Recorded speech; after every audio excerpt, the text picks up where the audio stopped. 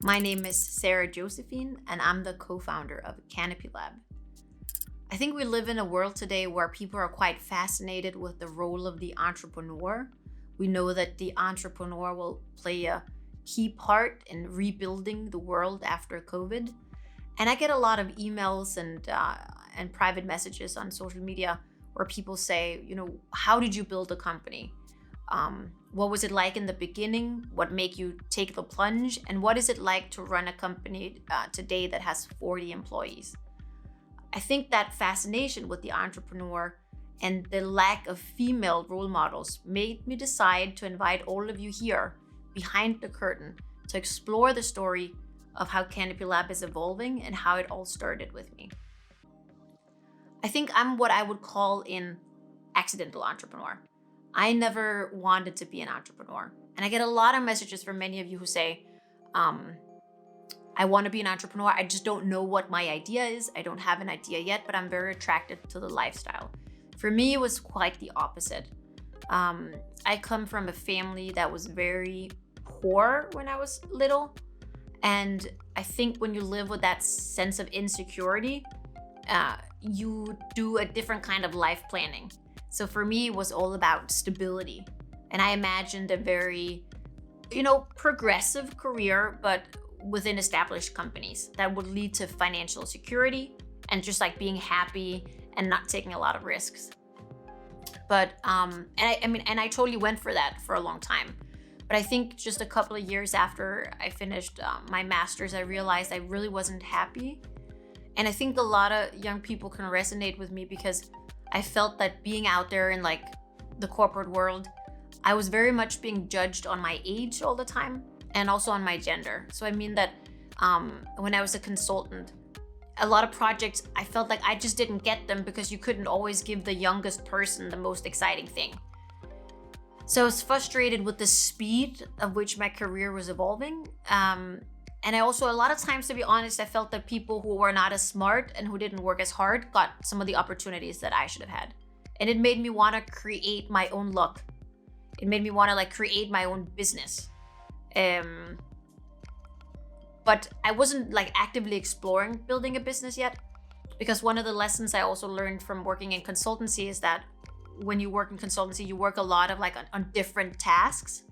And I did a lot of cool stuff, like explore the use of prostitutes amongst men in Denmark and whether or not they think about people having been subject to human trafficking. We looked at the privatization of prisons.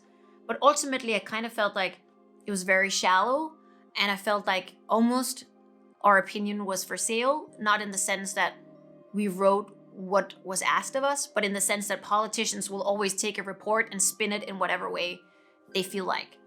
So I knew I wanted to leave the world of consultancy. I had originally wanted to be a diplomat, and I did a small stint in Russia, and I didn't like that either. So I decided to go back and start a PhD at Aalborg University. And I felt quite blessed that they gave me the opportunity, because a lot of times the truth is that PhD positions are filled before they're even posted on the internet. And right around the same time as me launching or starting the PhD, I launched CanopyLAB. And I think that they were wildly interconnected. And I think that it's a really different way of starting a company than people who just want to be an entrepreneur. And by that, I don't mean there's something wrong with that. It just, for me, it was, I was doing these explorative interviews for my PhD with migrants who use social media to kind of make their life in Denmark better.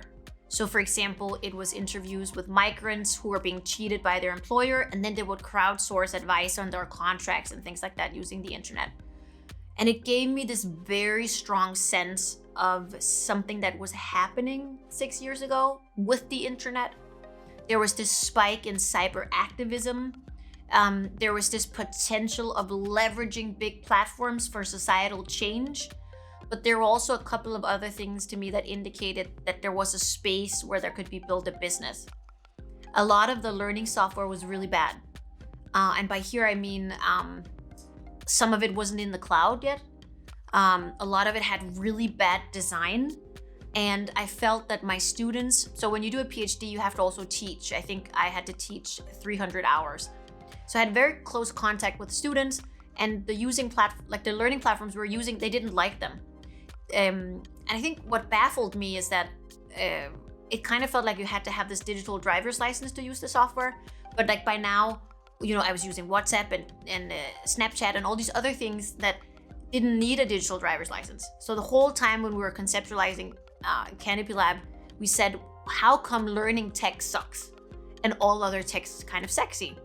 Won't every industry eventually have to be sexy and have to be user-friendly and have to be affordable? So kind of some of the big trends that were out there, I would source them from following other companies and doing my explorative interviews.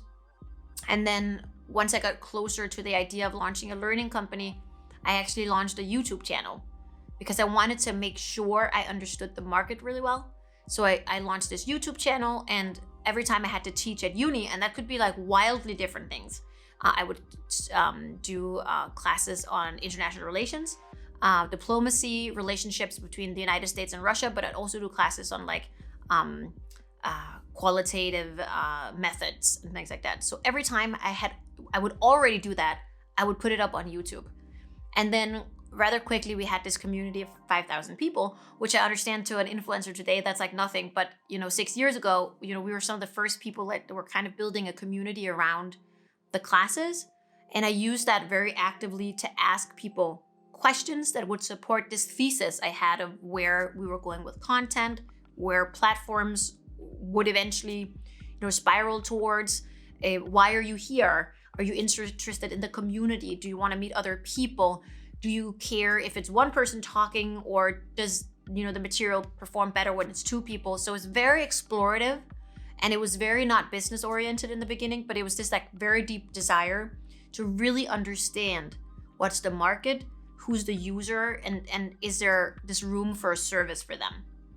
And then I think once all of the research was there, I was quite confident that there was a space to build a business. But I also knew that I wouldn't know how to build it because I'm not a developer. I'm more like the researcher. So I was in a really fortunate position because my husband actually knows how to build software, but he owned another company. So once I had all this data and I'd done all these experiments, we're still not a company. I went to him and I said, I want you to look at this. I want you to look at this report. I want you to look at these videos. I want you to look at my work and tell me, is there a business here? Do you see something here? And also, what would it look like if we wanted to make a new kind of learning platform? Something that is more social, something that's more attractive to young people, and gives us the ability to capture some of those behaviors and like spirits of the moment. So from the YouTube channel, I saw that a lot of people were becoming friends. So we would have people in like Taiwan and Australia and Portugal that were beginning to talk on other channels, and they were beginning to arrange that they were going to visit each other over the summer. So I felt strongly there was a need for a new kind of learning community that was more social. And I kind of handed over all that research to Chris and said, what is this? Do you want to help build it? Could it be a company? And Chris, he was very dismissive. He said, I have my own company. I am very excited about what I'm building. I'm more a design-oriented person. I love things that could go on Pinterest. I'm not sure a learning platform can go that way. I'm not sure the market's ready. But then I noticed that like for the whole weekend, he was really hard to get a hold of. And then actually, so this was a Friday, by Monday, he had actually prototyped the entire platform, actually hacking a WordPress that I'm sure many of you know for like your websites, and then using some plugins and building some stuff on top of that. And he said, I know exactly what you're trying to say with your research. You want to build a platform that's a social network that marries a learning platform. And it's going to be a category breaking phenomenon. And there is a market for that, and we're going to build it together. And this is the first version of what it looks like. And just like that, with $45, a weekend of hard work, and eventually a bottle of champagne, we launched the first version of CanopyLAB.